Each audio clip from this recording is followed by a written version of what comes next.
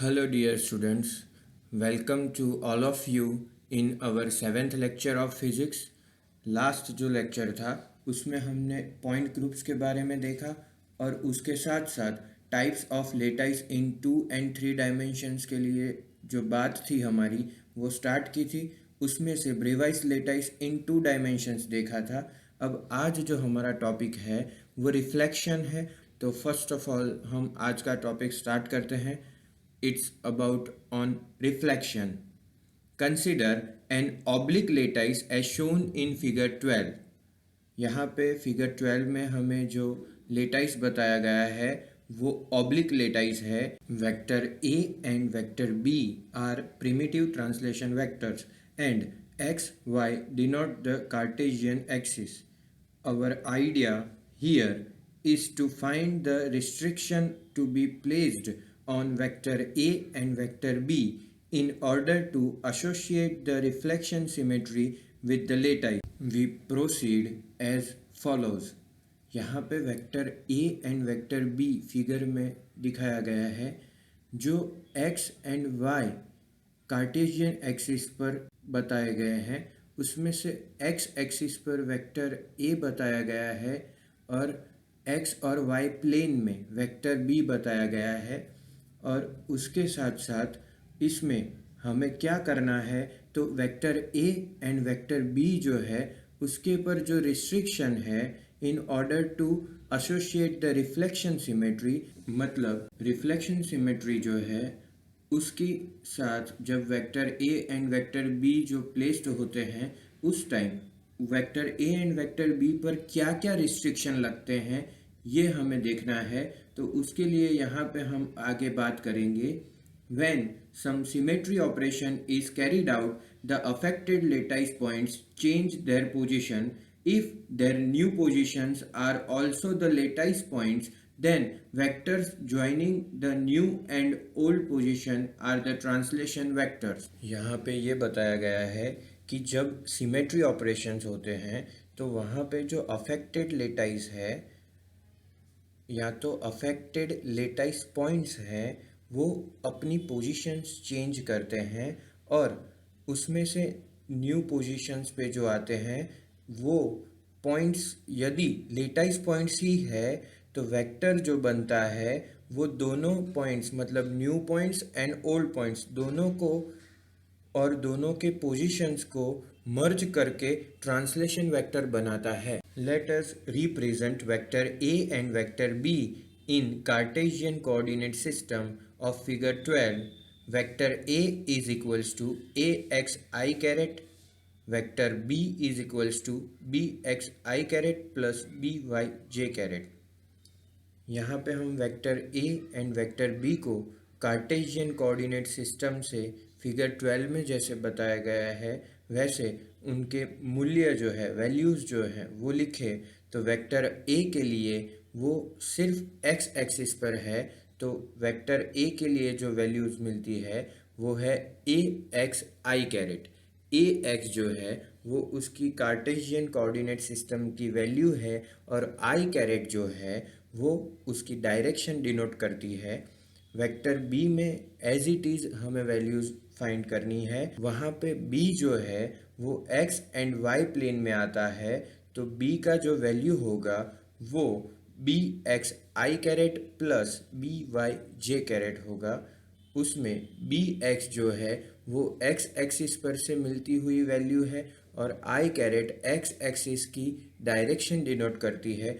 उसके साथ साथ बी वाई जो है वो वाई एक्सिस पर से मिलती हुई वैल्यू है और जे कैरेट जो है वो वाई एक्सिस की डायरेक्शन डिनोट करती है। Let us represent vector A and vector B in Cartesian coordinate system of figure 12. Vector A is equals to A X I caret, vector B is equals to B X I caret plus B Y J caret. यहाँ पे हम vector A and vector B को Cartesian coordinate system से figure 12 में जैसे बताया गया है वैसे उनके मूल्य जो है वैल्यूज़ जो हैं वो लिखे। तो वेक्टर ए के लिए वो सिर्फ एक्स एक्सिस पर है तो वेक्टर ए के लिए जो value suppose X is a reflection line. Carrying out the corresponding reflection, we get vector b dash out of vector b. But vector A is not affected by this operation.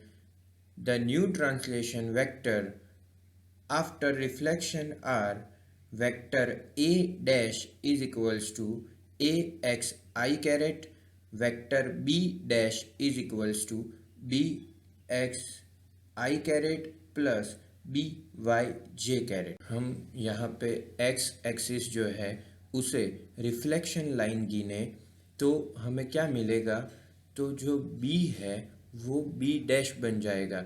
X axis से ऊपर देखें तो वहाँ पे vector B बताया गया है, x axis से नीचे देखें तो वहाँ पे वेक्टर बी डैश बताया गया है। और उसके साथ साथ ए जो है वो एज इट इज रहता है, मतलब vector A is equals to vector A dash होता है, पर दोनों का जो वैल्यू है ए एक्स आई कैरेट वो एक ही जगह से ए जो है वो ऑपरेट करता है। मतलब वहाँ पे vector A is equals to A X I caret, उसके साथ vector B dash is equals to B X I caret plus B Y J caret बनता है। If X line is symmetry element then vector a dash and vector b dash must be translation vector। यहाँ पे जो x line है वो symmetry element हो तो vector a dash and vector b dash दोनों ट्रांसलेशन वेक्टर्स है। This means their forms must be of the type n1 vector a plus n2 vector b with n1 and n2 integers।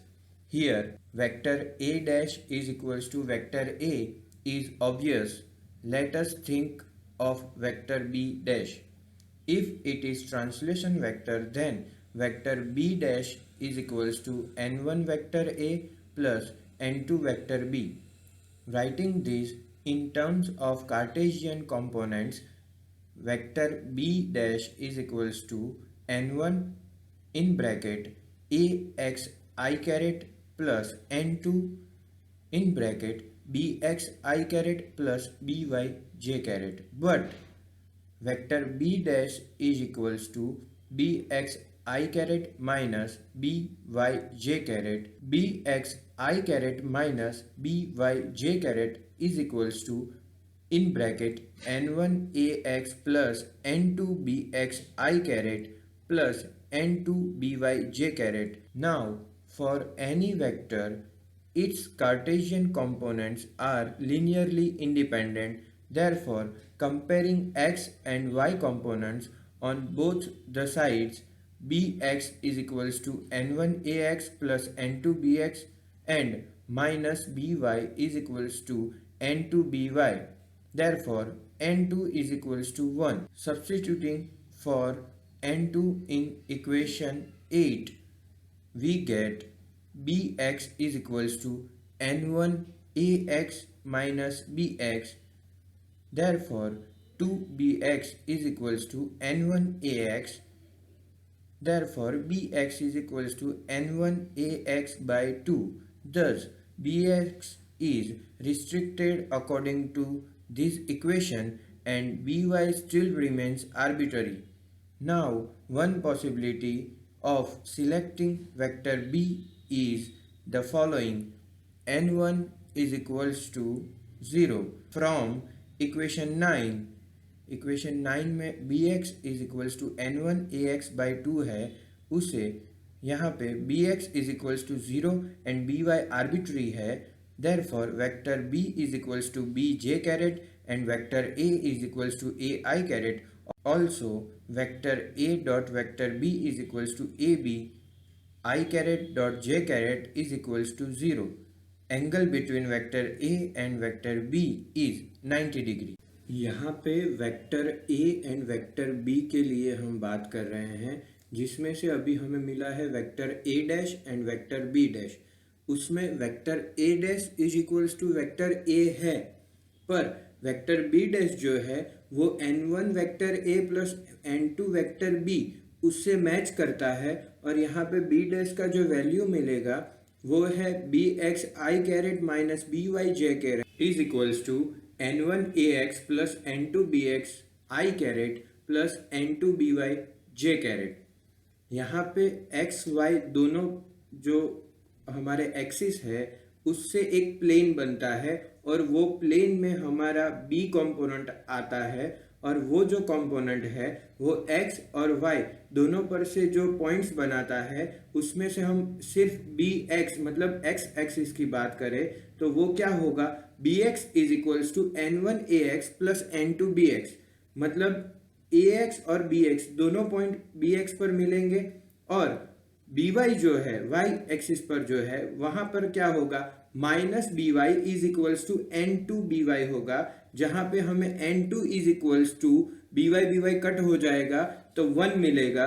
और substituting for N two in equation 8 मतलब N to की जो value है हम equation 8 में रखें तो हमें क्या मिलता है, 2bx is equals to n1ax और bx जो है वो अब हमें एक वैल्यू देगा जो हो जाएगी n1ax/2। ये जो bx है वो रिस्ट्रिक्टेड है according to the equation and by जो है वो आर्बिटरी है। मतलब bx है वो यहाँ पे रिस्ट्रिक्शन बताता है और by जो है वो क्या बताएगा, हमारा आर्बिटरी है। और यहाँ पे पॉसिबिलिटी सिलेक्टिंग है वेक्टर b, वो कैसी होगी, n1 इज इक्वल्स टू 0 के लिए है और यहाँ पे bx जो होगा वो 0 होगा और by जो है वो आर्बिटरी होगा। So vector b is equals to b j caret होगा and vector a is equals to a I caret होगा।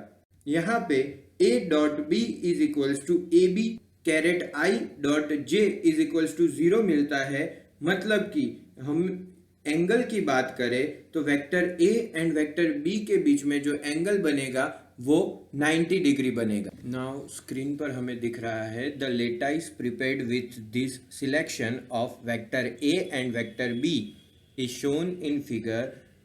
हमने आगे पहले देखा है ये फिगर जिसमें हमने देखा था कि वेक्टर्स के जो भी oblique vectors, hexagonal vectors, square vectors, rectangular vectors, ये जो सारे वेक्टर्स हैं उसमें से यदि this is a rectangular vector then the other possibility of selecting vector a and vector b is to take n1 is equals to 1। पहले हमने n1 is equals to 0 लिया।